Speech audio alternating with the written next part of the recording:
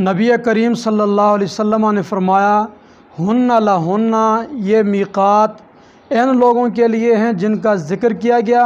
اور ان لوگوں کے لیے بھی ہیں جو آئیں گے ان میقاتوں کے پاس سے گزر کر، یعنی وہ لوگ جو ان کے علاوہ ہیں، یعنی شام، مصر، عراق،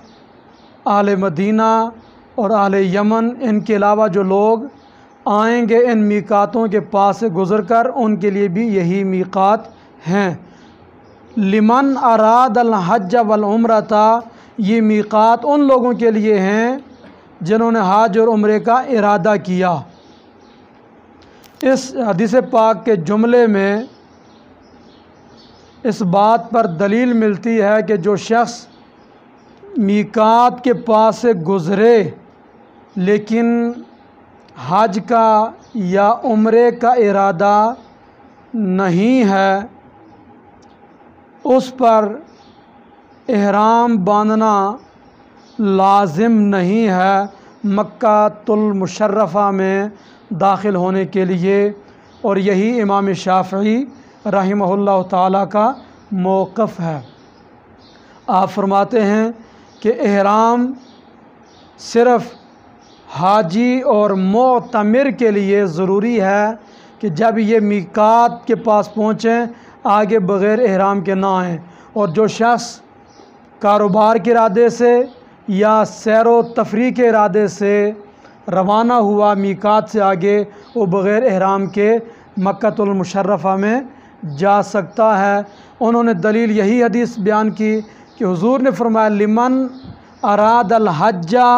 والعمرہ، کہ جو شخص حج اور عمرے کا ارادہ کرے اس کے لیے یہ مقامات میقات ہیں۔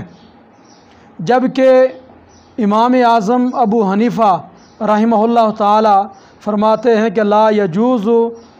دخول مکہ بغیر احرام،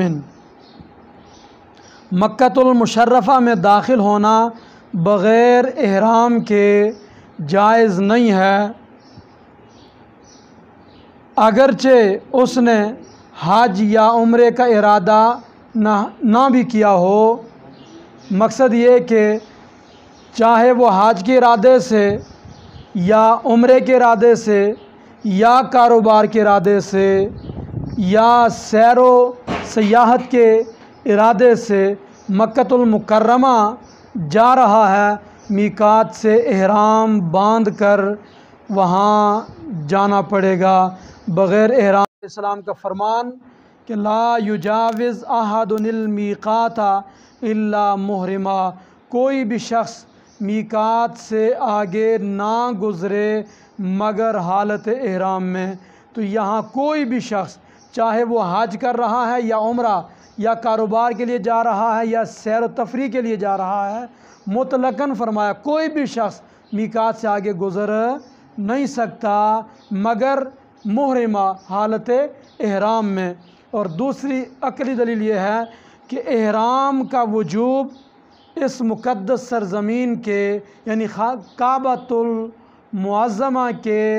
احترام اور اس کی تعظیم کے لیے ہے، لہٰذا اس میں تاجر اور معتمر، حاجی اور سیاح سب برابر ہیں کہ سب پر لازم ہے کہ میقات سے احرام کی حالت میں